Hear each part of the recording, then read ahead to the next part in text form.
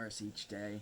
So that day I was like, I just thought I was like so hungover because You were jet lagged at all? Yeah, you come back from spring break after a week. Yeah, so like legit. So I flew back. So the flight back kind of killed me too because we had 3 different stops, and then the last stop we had like a layover in Chicago, and I just remember I was just like lying on the floor, just like I was like dying, like I could feel like my heart like racing, and I was like cold sweating and like so nauseous. So then jumped on the flight obviously and got back to Connecticut. No, we flew into Connecticut and then came back to our house in Westfield. Got back to the house at like 8 a.m. So like the next day like it was like a day travel. So it just like sucked. And then it was St. Patty's Day the day we came back. So like we came back and everybody was like drinking, and so I was like I can't even drink right now. Mm-hmm. So I just like laid on my couch and like people would like come in and I would just be like, I think I'm just like so hungover and run down from the trip. Because this time you're living in Westfield with your buddies. I'm living in Westfield with all my. You're junior in college. Junior in college, and like I mean I was just hurting. So I've heard the story. Like I've heard it probably more than you guys have. Yeah, so I was like hurting so what bad. I can imagine is like, did you feel like you had the flu? Like yeah. So I felt like I had the flu. So like just picture and then having the flu, like traveling. You know what I mean? Mm-hmm. Like you're already fucking hurt. Mm-hmm. Like that's already a hurting situation. You know what I mean? Yeah. Mm-hmm. And it obviously gets a lot worse. So that was Monday, and then Tuesday I woke up and I just still felt like shit. Went to class, came back. Wednesday I felt like shit, and then called my mom, and my mom's like, maybe you should just go see the nurse practitioner on campus. So I went and saw them, and then when I saw them, they thought I took like smoke inhalation from the fire, so they prescribed me an inhaler. So they gave me an inhaler, and I was like, obviously didn't do the trick. I was taking the inhaler. Next day, I felt like 10 times worse. So that was Thursday, and I called my mom, and my mom and my dad were on a trip. My dad had a conference that he was like speaking at in Washington D.C. because he's like the nurse manager for interventional radiology, so he knows a lot about that stuff. So they asked him to like speak at the conference. So they were gone, and so she was just like, I'll make you a doctor's appointment for Friday. Just get home. So I went to class Thursday, and I was just like sitting in class, and I like was like so like my head was, I was like spinning in class, and I just ran out of class and like puked everywhere in the bathroom, and then went back to my house. And then I just like legit sat on the couch, just like my hands down, and I was just like thinking, I was like, how the fuck am I gonna get back to Braintree right now? Yeah. Because it's like an hour and a half trip. Right. So, did you do it? So then it took me like 3 hours to pack like a bag, and then after that I just was like sitting on my couch, and my roommate walked by, and I was like, dude, can you do me a favor and bring my bag and throw it in my car for me? And he's like, oh yeah, sure. He's like, what's wrong? He's like, you still hungover from that trip? And I was like, yeah, I think so. I just don't feel right. And I think the night before, Ariana, like, cause we had just started dating, she like came over and we were just lying on the couch, and she was like lying on my chest, and she was like, wow, she's like, your heart is like racing. So she's like, is everything all right? And I was like, I think I'm just like really hungover. And then I somehow like I got in my car and just like gassed it back to Braintree, So I got back. That's wild. And then I got back to. Westfield, right? So and after that, I got back to Braintree to my house that was obviously empty because my parents weren't there, and so after that, I got kind of like a bolt of strength. So then I just jumped in the shower, and then after I took a shower, I just broke out in this crazy rash on my face. It was like a beard of like acne, and I was like, it like freaked me out so bad because I like felt so terrible. Right. And this weird and shit's I just happening. had this weird shit like happening on my face.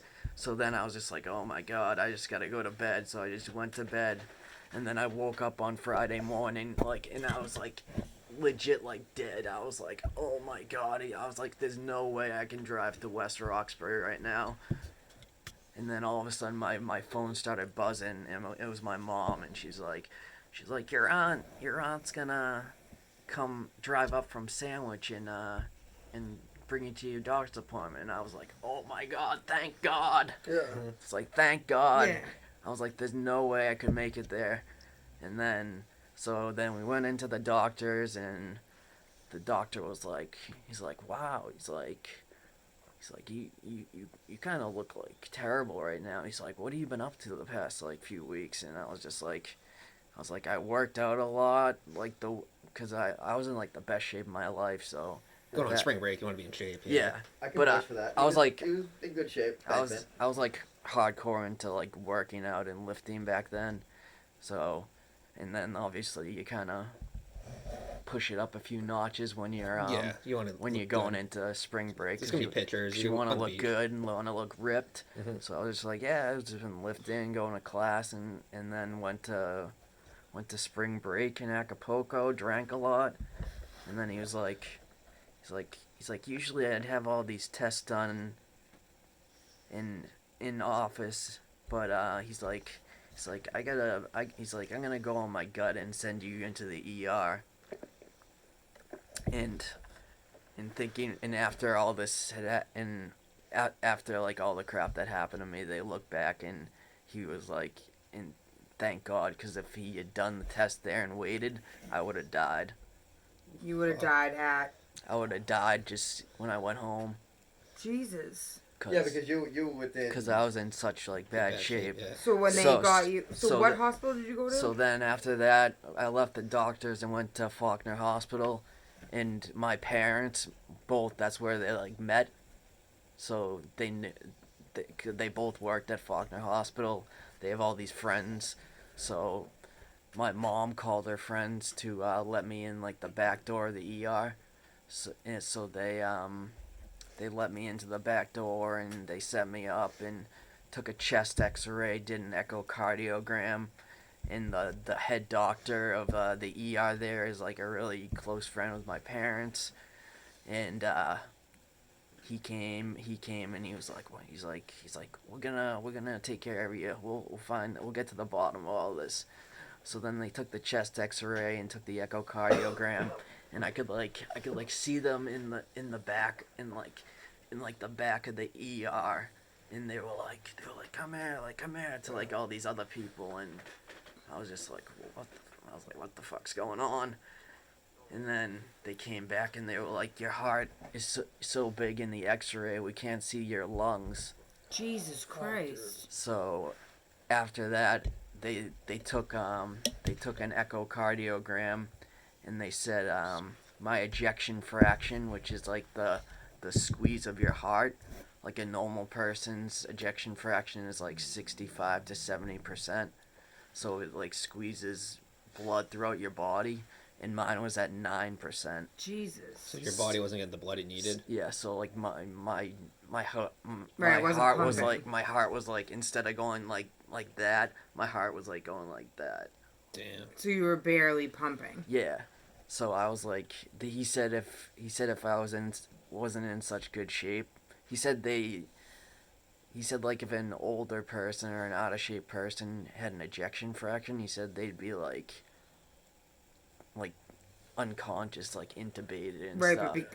but because you were because I was in such good shape that I was just like walking around with a 9% ejection That's why. fraction. That's why I always say that if I was Foley, I'll be dead 3 times by now because that's time 1. You know what I mean? Then I'd be dead. So what happened after that? So after that, they started focusing on the rash on my face. So all these infectious disease people came over and they were like, did you have like sex with like a hooker and Jesus Christ. do all these drugs? Like, and I was like, no. To be honest, no. So you lied? I was like, I was like, no, I seriously didn't. And then after that, they put me in this like, in this room where everybody was like coming in with like masks and shit, and it had like suction out, and there was like, and there was like a glass like window, like people like looking in at me. So SLC Punk, that reminds me of. yeah, so I was like quarantined, I guess they could say. Yeah. So after that, next thing I knew, I was like, I had all these tests done, and then I looked through the window, and actually when I was sitting in the room, that's when I like started like freaking the fuck out. I was like, what is going on right now? I was like, I am like dying. Like, do I have like a disease? Like, what is going on? And then after that, like, my parents showed up from the airport. Plus, you went through all this. Your parents were on vacation, so you didn't even have your parents with you. So then after that, thank God, my parents came, and we didn't find out until your parents found out. So it's not like you had any buddies around, like, or anything like you. Yeah, I was by myself in the ER. Right. You went from Westfield, met up with your aunt. Next thing you know, you're in the fucking ER. Yep. And your parents are on vacation. Yep. No, they were at a conference with my dad, but so next thing I knew, my dad and my mom came in, and my dad was like, he's like, you're not in good shape. He's like, I got on the phone with all these people at Brigham and Women's. He's like, it's like the best heart hospital, because that's where he worked. So he got on the phone with all like people there, and then I got transferred there by ambulance, and then I just remember sitting in the ER, and there was just like legit like doctors just like around the bed, just like asking me all these questions, like taking all these tests, taking notes and stuff. And then I just remember I got sent to the ICU there. When I first got up into the ICU, like I was like freaking out, obviously, because understandable. I didn't know what was going on, and my mom actually kind of broke down after that, and she like fainted because she was so like worked up and like scared. And then my dad just came over to me, and he was like, he's like everything's gonna be all right. We're gonna get you all fixed. And then next thing I knew, I was getting all these IVs put in, all these drips, and then like a few days went by, or like I think it felt like a few days, but it was like an hour or two, and they had to put this thing in my leg called a balloon pump that pumped my heart for me. And then legit second day I was there, the doctor came in, he's like your heart is in such bad shape.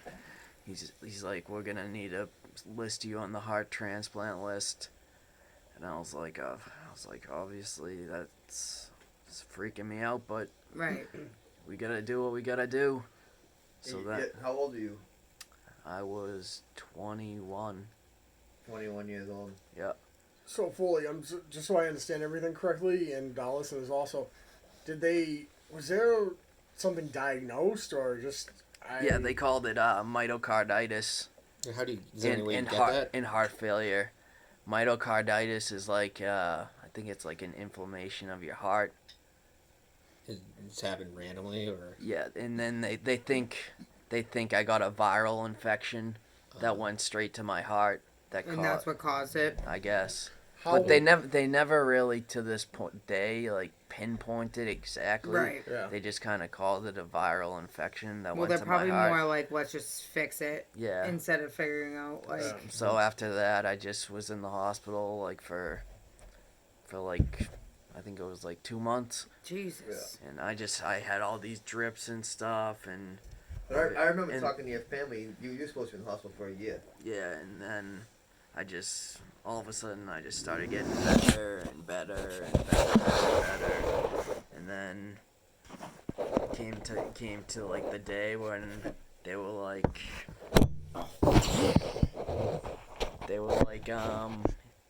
we can release you from the hospital now. He's like but we wanna give you a defibrillator. He's like you can wear this vest thing that you'll wear all the time that's like a defibrillator. He's like, or we can just put it in your chest. So I was just like, just put it inside my chest. I'm not gonna be able to live my lifestyle wearing a vest all the time. So then I had a surgery. They put they put this like echocardiogram. Oh no, yeah. It wasn't an echocardiogram. It was a internal defibrillator. So Did you have like a square? So it looked like I had a pack of cigarettes like sticking out of my chest right here. You should have just kept them right there. Yeah. Never need to smoke. Yeah. So I had an internal defibrillator in my chest, and then I got better and better and started like running and stuff when I got after obviously it was like a year after I got out of the hospital. I ran the Falmouth road race, and then legit it was good. It was good for a while. What was it like? You had just started dating Ariana too, and now you guys are married. So how was that like getting a relationship through all that craziness? Yeah, so I mean, she was a great girl. She stuck with me the whole time, and we kind of just started dating. So like my parents really liked her after that, and obviously she would she would borrow this girl's from the Cape that I was actually friends with, because I used to summer in Falmouth in lifeguard down there. So a girl I know that went to Westfield, and she was friends with her as well. I used to let her borrow her car, and she used to drive from Westfield to Boston like twice a week to see me.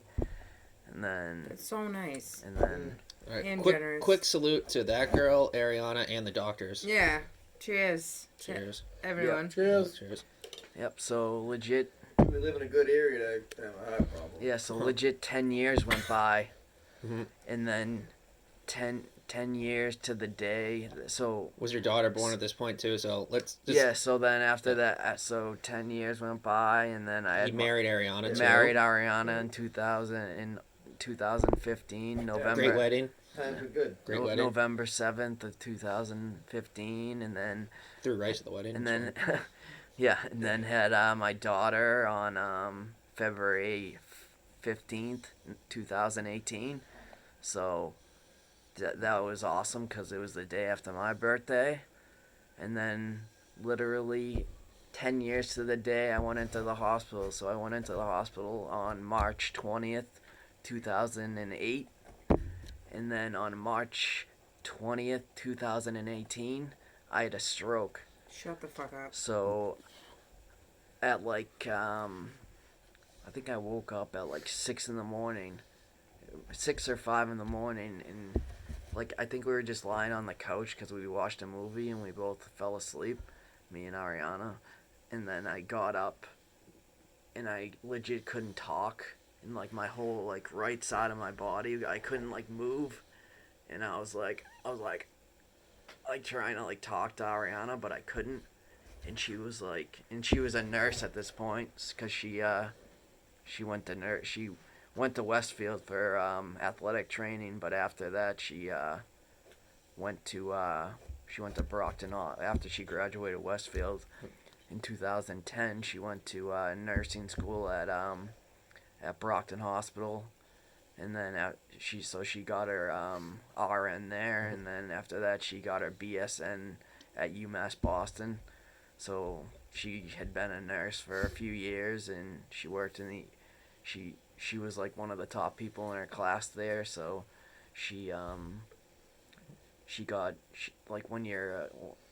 so they do like this co-op program for like 3 students. So they get to choose the ER, the ICU, or in some other department. So she was like one of the top 3. So she picked the ICU. So she had been working in the ICU for like a bunch of years, and she knew that I was having a stroke at that point. Right. So she was like, I think the nurse say time is tissue or something.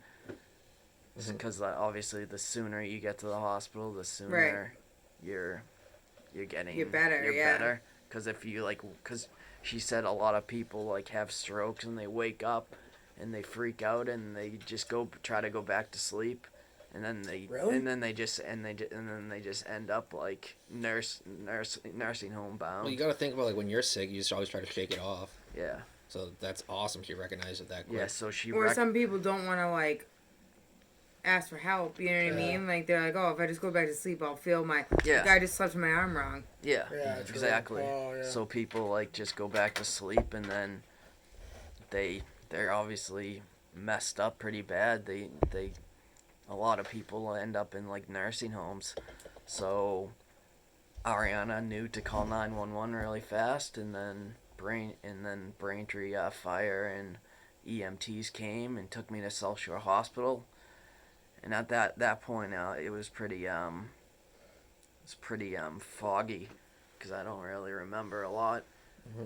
But I remember like coming to it when I was at South Shore, and my dad was like, he's like, we're gonna get you out of here and bring you to the Brigham. So I just remember like just like coming to it in the ambulance, like cruising, and I just remember there being a lot of traffic, and my dad was like on the phone with all these people, and I guess he like the top people there were like about to leave, and he like held them up because he knew that they were like the best people to do the job. Yeah. So I got there, and I guess my a blood clot had broken off and went up, and it blocked it went through my carotid and blocked it. It was like 99% blocked. Jesus Christ. So I wasn't getting like blood to my head. So then when I went into the Brigham, they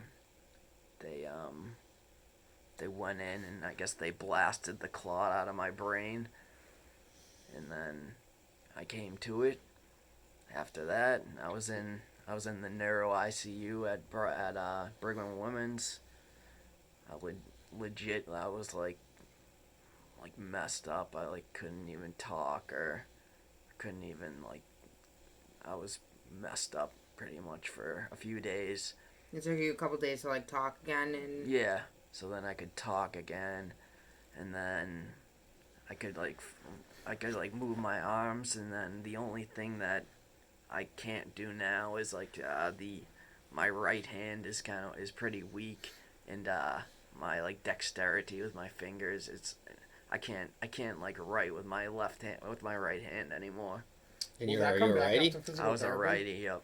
Yeah, I went after, so I was, surprisingly, I think I was only in the hospital for a week or 2, and then I got out and I had to go to speech therapy, occupational therapy, and physical therapy.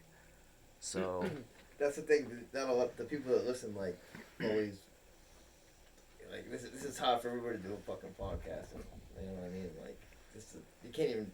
I can't tell that. You know what I mean? Like you. yeah. So. And that's scenario number 2 that probably would have killed me. I don't know if Yeah. So. So when I got out of the hospital, I went to all those therapies: speech, physical therapy, and occupational therapy. Ariana helped me out a ton. She set them all up for me, and she couldn't like get them in all in the same location, because it was like I think it was in like April when it happened, and so yeah, so it was the end of March into April. So because obviously it was 10 years to the day I went into the hospital. It was just such That's a wild. such a That's wild crazy. Yeah. thing to the exact same day. So now every end of March my mom like freaks out. She thinks I'm Beware the Ides of March. yeah. So she thinks like something bad's gonna happen. Right. And So- I mean, both your parents were in healthcare, so it's like Yeah. So both my parents are nurses technically. So Also, shout out to Mr. and Mrs. Foley. Awesome. That was a G move by your dad, getting them, telling them to stay, and also your mother. Nothing like a mother's love. yep. Fully question. Yep. Was the blood clot any related to like heart issues at all, or that was just completely random? It was related to heart issues. So a blood clot broke off from my heart and Yeah. went up my body and then went through my carotid and blocked my carotid artery. So the stroke had to do with it happened Yeah. because of my heart. Oh. Yep. So after the PT, when did you go? What happened after that? And I said, So after I went to so this was April, and then so then obviously I started feeling a little better, and then but I never really felt the same after my stroke. I kind of was like, it just like I felt like funny after. Because, I mean, obviously, Ariana was, like, after, she's like, I was so worried. I thought you were never coming back to this house ever again. She thought I was going to be in, like, a nursing home for the rest of my life after that, because... Because the way she Serious, probably yeah. saw you, you know what Yeah. I mean? Like, Yeah, because she and said... she's worked with it too. Yeah, she Yeah, not even. Yeah, she your works wife's a she nurse. works in the neuro Right. ICU now. Steph, His, really? his father and mother and wife were all in healthcare, and they've seen all like every bit of this. So like, Yeah, so they thought I was gonna be nursing bound for the rest of my life. But so I came out of the hospital and then felt alright for a few months, and then in September I just remember just walking upstairs and I just felt like so winded, and I just was like so like winded, and I would be like I'd be like legit gasping for air. And then in October my ankles were like blowing up, because when you have heart failure you get swollen ankles, so you retain fluids. yeah. So after that, so one time in October, I just had to go to the ER because my ankles were so swollen and I just was so gassed going up the stairs. So I went into the hospital. They gave me Lasix, which is like a diuretic, and gave me some medication, and they released me after like being there for like a week. But I mean, I still like felt like so funny. And then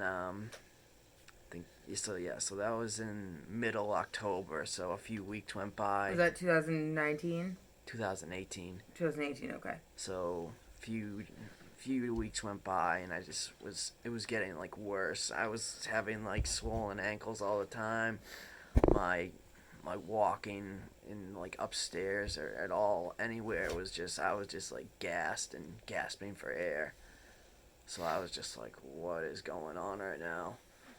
So then I went and saw my cardiologist, this guy, Eldrin Lewis. He's a great guy. He's been my cardiologist, but he actually got a new job in California, so he's not my cardiologist anymore. But he obviously kept a close eye on me, and I saw because I met him in 2008, and he always would call me and check up on me and stuff. And then That's awesome. He also was. So sorry to cut in for 1 second. No. So I was visiting Foley in the hospital, and like he was funny. He made like a basketball analogy to explain what was going on too. I was like, this guy's cool. He was a cool guy. Yeah, Right. that's what he would do. He would obviously, because I love sports, he would he would like compare. He would like talk Like, to me. what you were saying. He would like explain all like the tough like stuff that I wouldn't understand in like sports terms. So Yeah. it was pretty sweet. That is awesome. And like he would. And that's a good doctor. Yeah, he was awesome. He was a great Do you have guy. any examples? I don't know. He'd be. Marty with the tough questions tonight. No, I'm just curious. I Yeah, never heard this yeah. aspect of the story. All right. I don't know. He'd be like. I don't sorry. know. He'd be like. Oh, sorry. Fatness. Sorry. Hold on. Let me stand up. Sorry, I'm trying to let someone by. All right. I can't think of anything, Alright. but he'd just like he'd be like say you're like Kevin Garnett and like Foley, your heart's like a basketball. yeah Your basketball needs to be pumped up. exactly. Your So- basketball's not pumping. No. yeah, exactly. Something So like that. remember how Kevin Garnett and Paul Pierce used to play for us, but now we just have these no names. So Yeah. just kidding. Yeah. Yeah. So after that, I went and saw my my cardiologist nurse practitioner, and she saw me and she was like in shock of how crappy and how bad I was doing, and she was just like, she's like, we need to do something, and I was just like, I think I'm okay. This is post-stroke, obviously. Yeah, so this was Yeah. post-stroke. So I was just like, because I didn't want to have to go into the hospital again, obviously, because Right. after spending there, Because that's the thing. I mean, I've been friends with you for a long time, so like that whole time from 2008 until like all those 10 years you were seeing you it was like going to get checkups that you always seeing your doctor, blah, blah, Mhm. you know what I mean? All right. So yep. And then what happened? so then on March on November so this was like November like 13th, my doctor's appointment with the nurse practitioner, and she just said I was looking so crappy, and then legit the next day my cardiologist Eldrin Lewis called me, and he was like